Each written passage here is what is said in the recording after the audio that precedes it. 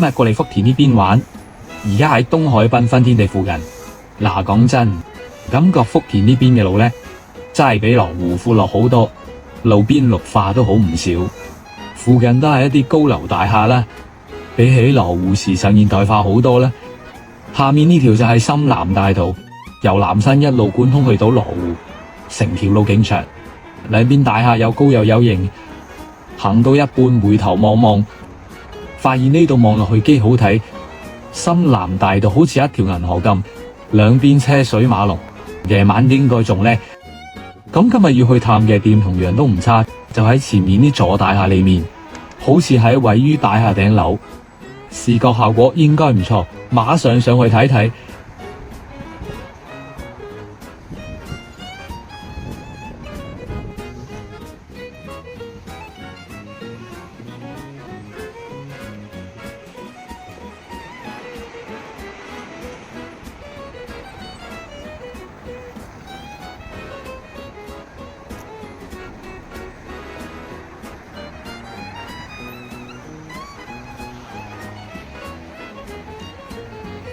走到天橋盡頭呢，從呢度樓梯落去，右手邊就係金運世紀大廈。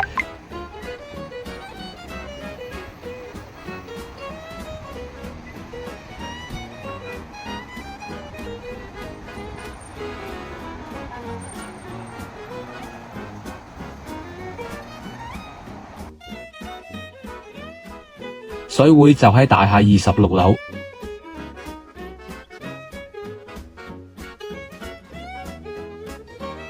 17升降機門口就見到個金光閃閃嘅招牌。你好，歡迎光臨。請問有冇藥咗先啊？同第一次過嚟，我幫你介紹下我哋主做項目。我哋主要做港式推油、香薰理療嘅，有上2個大堂，仲有 KTV 包房可以唱歌。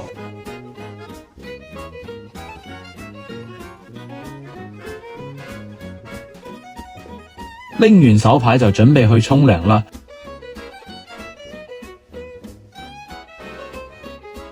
好，這個。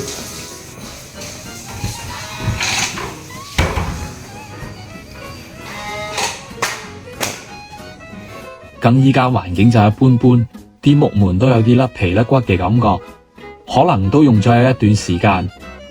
不過整體算乾淨，冇乜異味。沖完個靚涼精神晒，然後行出去大堂。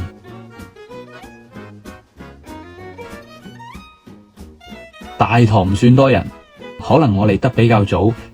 前面有超大面積落地玻璃，陽光曬落嚟，望住外面成條深南大道盡收眼底。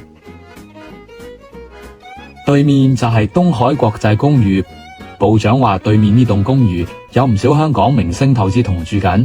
不過佢又講唔出到底係邊啲明星，唔知真定假呢？講開又講，聽部長介紹話，佢哋有幾間 K 房，過去睇睇。房夠大，人多都唔逼，燈光氛圍感唔錯，可以3-5知己嚟唱下 K 劈下手。等咗陣就入房，叫咗個靚女幫我按摩。呢位靚女手勢算唔上有幾專業，不過態度都算熱情，唔會冷場。至於房間環境，採光非常好。以前去過一啲店呢，房間好黑，技師乜樣都睇唔真。聽佢講話，如果係夜晚過嚟，外面嘅風景呢，燈紅酒綠更加好睇。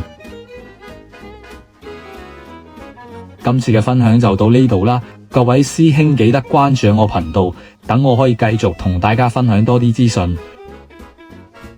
如果大家覺得有乜好嘅場所，都歡迎各位推薦俾我。